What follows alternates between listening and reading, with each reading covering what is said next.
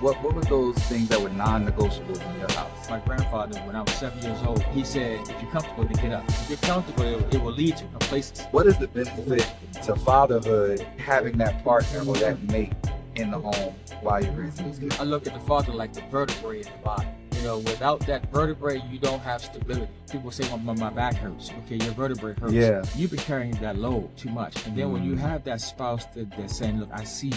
God forbid something happens to you today and you have to leave this earth. What is the thing that you want your kids, your boys, to always remember about dad?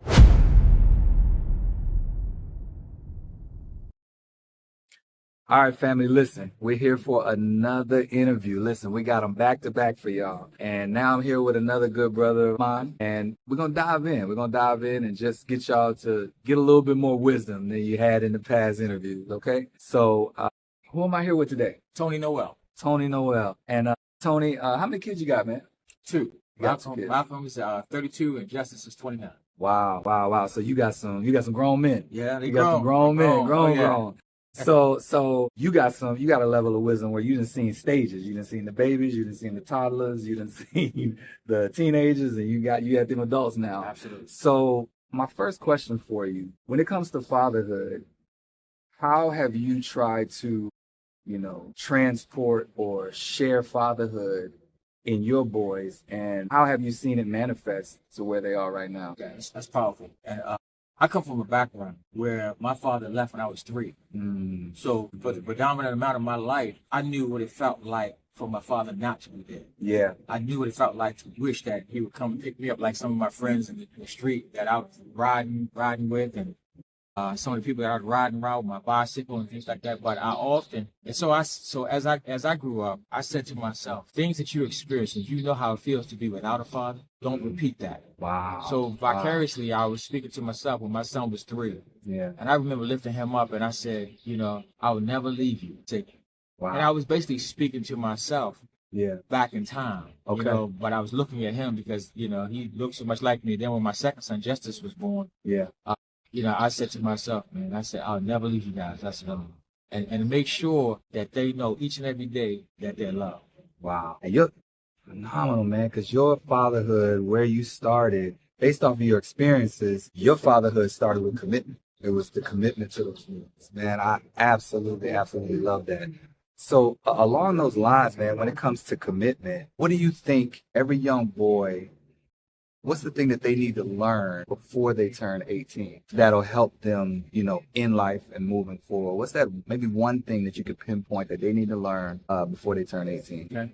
That you got to work for what you want, And life is not easy. Not all tests are written on paper.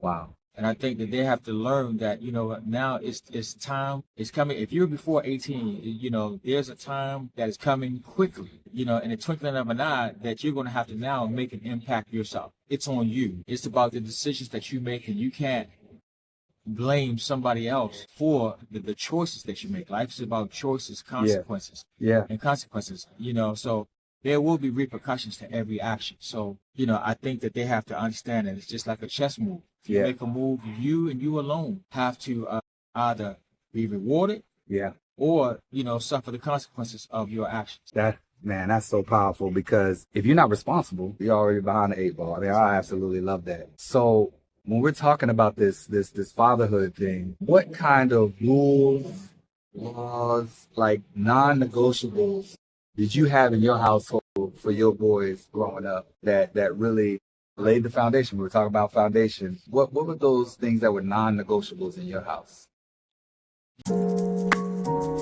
Listen, family, if you're enjoying these conversations, take a second to like, share, and subscribe so you don't miss future conversations. Now let's get back to the interview. You cannot just simply be comfortable. You can't be comfortable.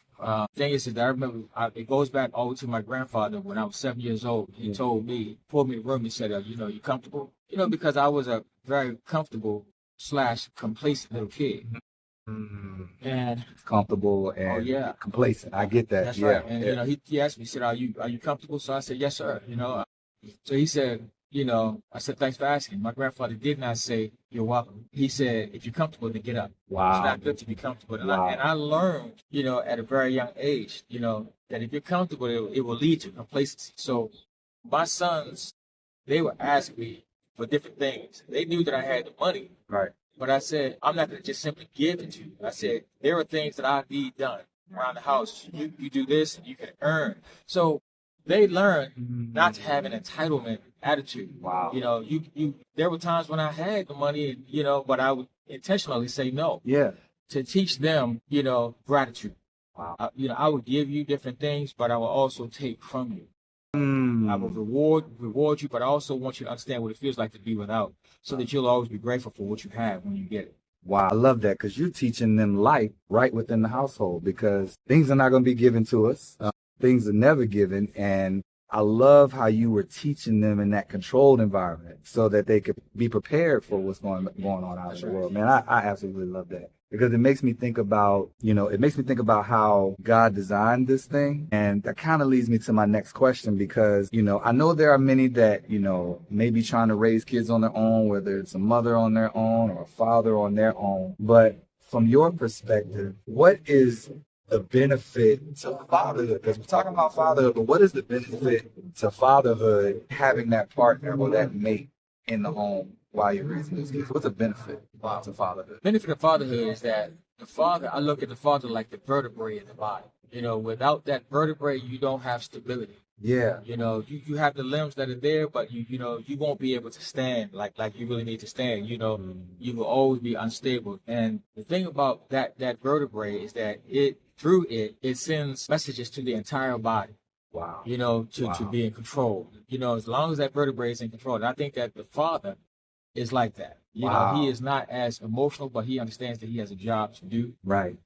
You know, that he is an enforcer of wisdom and a teacher. Yeah. And also a person that basically wants to make sure that you do what you're supposed to do. Wow. You know, that you honor your word. And so for me, it's really, really honorable. So also with my sons, you know, I come from an old school mindset. Right. That if I shake your hand, you know, I have to follow through on my word, because my word is law. Wow. My word is my bond. Yeah. And I think that what they have to do, what I've taught them, is the same thing. So right. My sons are the same way.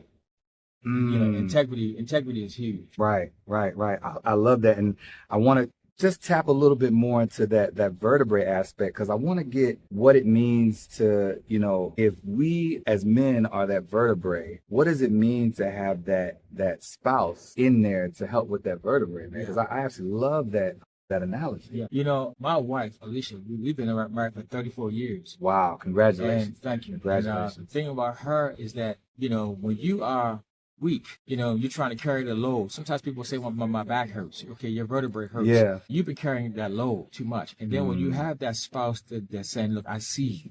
Yeah. You know, she's just like the people in the illustration we saw lifting up the sword, the wind beneath their wings. Moving the forge and moving right. the forge, yeah. And so I really appreciate her, and also her wisdom as well from a female perspective. Right. You know, having her allows my sons to receive, you know, wisdom from a male perspective, right, and a female perspective.